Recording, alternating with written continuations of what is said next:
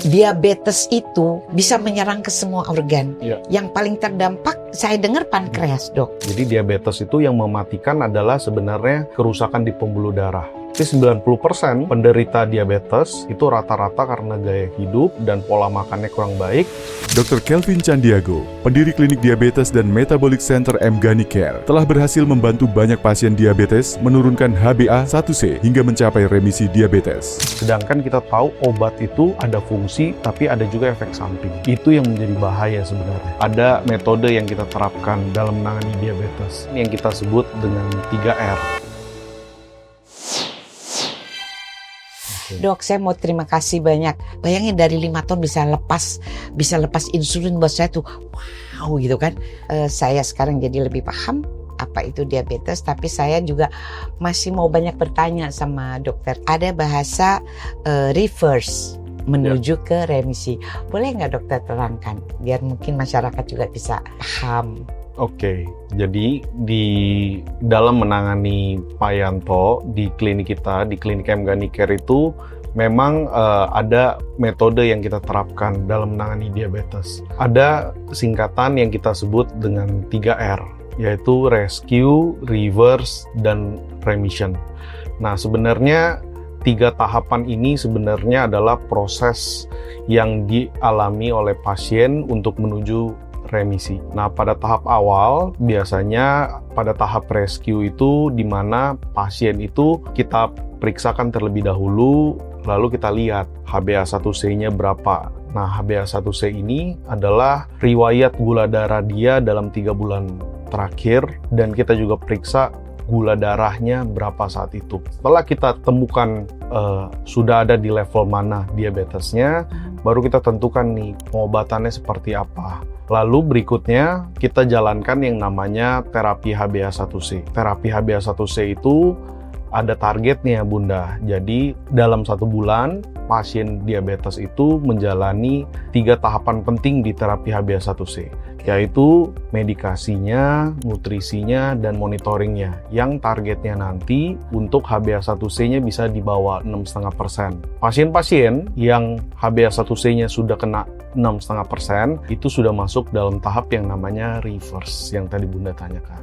Selama ini yang sepemahaman saya, orang kan kalau ditanya gulanya berapa? 300, 200. Nah, tapi dengan adanya terapi HbA1c ini kan persentase itu perbandingannya gimana, Dok? Jadi HbA1c ini sebenarnya penemuan pemeriksaan setelah adanya pemeriksaan yang tadi Bunda sudah jelaskan, pemeriksaan gula darah sewaktu dan gula darah puasa. Kalau kayak kita periksa di jari itu dengan glukometer, itu memang ada satuannya miligram per desiliter, itu yang biasa kita lihat angkanya ratusan tuh. Ya, iya. Nah, sedangkan kalau HbA1c itu memang satuannya dalam bentuk persen. Sebenarnya HbA1c itu adalah gula yang berikatan dengan Hb. Nah, Hb itu keping darah kita, karena keping darah itu di dalam tubuh kita usianya 3 bulan. Oh, oke. Nah, setelah dia rusak, digantikan yang baru, muncul gulanya berikatan lagi dengan Hb yang baru. Makanya sebenarnya pemeriksaannya setiap 3 bulan sekali. Nah, itu bisa mencerminkan rata-rata gula darah hariannya pasien itu. Kan kita biasanya cuma cek darah ke lab hari itu,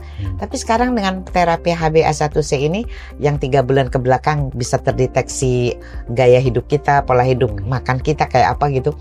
Ada persentase. Nah, itu barangkali nanti masyarakat juga bisa belajar. Betul. Oh, kalau di 5,7 berarti itu normal. Jadi kabar baiknya, kesembuhan di diabetes itu ada definisi yang namanya remisi diabetes. Yaitu pasien yang tadi HbA1c-nya yang tadi kita bahas bisa di bawah 6,5% dan bertahan dalam 3 bulan berturut-turut dengan atau tanpa obat. Nah, itu dikatakan remisi diabetes atau sembuh diabetes. Sudah dengar dari Dr. Kelvin bahwa masih peluang untuk sembuh sangat terbuka bagi para penderita diabetes. Nah, perlu diingat sebenarnya minum obat itu harus sesuai dengan target pengobatannya. Nah, yang masalah itu banyak yang mengikuti obat tetangga. atau minum obat sendiri, Iya. atau dosisnya diatur sendiri, Orang sendiri nggak- lah. sendiri. Jadi target pengobatannya nggak kena. Sedangkan kita tahu obat itu ada fungsi, tapi ada juga efek samping. Itu yang menjadi bahaya sebenarnya. Ya, yang saya lihat gitu, kayak ibu saya, terus ayah saya, kakak saya. Ayanto itu termasuk yang paling disiplin, Dok. Ya. Yang makanya cepat ya Betul. reverse-nya. Memang dari pengalaman saya dengan Pak Yanto, ya saya juga bersyukur karena pengobatan atau program ini tidak akan berjalan kalau tidak dua pihak. Jadi tidak bisa cuman dokternya aja atau tim medisnya aja, Ya. tapi pasiennya juga harus mau terbuka, mau ikut disiplin. Kita selalu melihat yang paling penting adalah memperbaiki kualitas hidupnya. Jadi kita nggak semata-mata mengejar suatu angka, tapi dengan angka yang ideal itu harusnya sejajar dengan kualitas hidupnya juga yang ikut membaik.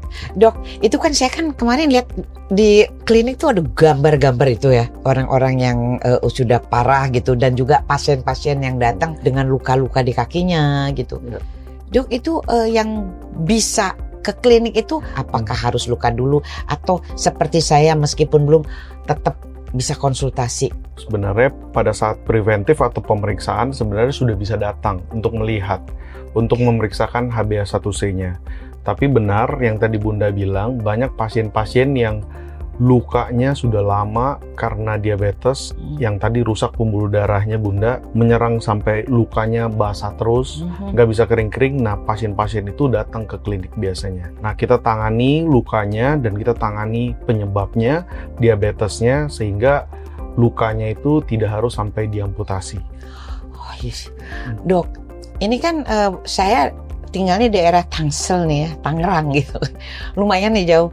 Emang selain ada di daerah Jakarta Barat ini masuk perbatasan juga ya, M-Ganicare ini. Ya. Ada mau buka dekat rumah-rumah saya nggak sih, Dok? Jadi klinik M-Ganicare sudah buka di Bintaro di sektor 9 tahun ini. Doain aja Bunda, mudah-mudahan tahun-tahun ke depan ada cabang-cabang lain lagi. Amin, amin. Apa harapan dokter untuk masyarakat kita? Kesadarannya, bagaimana mengantisipasi, bagaimana tindakan preventif apa gitu untuk menjadi sehat ataupun kembali normal. Pesan-pesannya yang paling penting pertama adalah deteksi dini. Jadi periksakan HbA1c-nya sejak awal karena diabetes bisa kena di segala usia, dari usia 20-an sampai usia 50-an. Jadi segera deteksi dini, periksa HbA1c-nya. Dan kedua, bagi pasien-pasien yang sudah terdiagnosa diabetes, jangan khawatir. Sekarang ada yang definisi yang namanya remisi diabetes. Yang penting pasiennya harus tetap semangat dan terbuka agar remisi diabetes bisa segera tercapai. Saya akan siap membantu Dr. Kelvin untuk mensosialisasikan kepada saudara-saudara kita warga Indonesia untuk menjadi warga negara yang hidupnya sehat, bisa bebas dari cengkeraman diabetes karena masih ada kesempatan. Ya. Terima kasih, Dok. Terima kasih Bunda. Sukses selalu. Iya.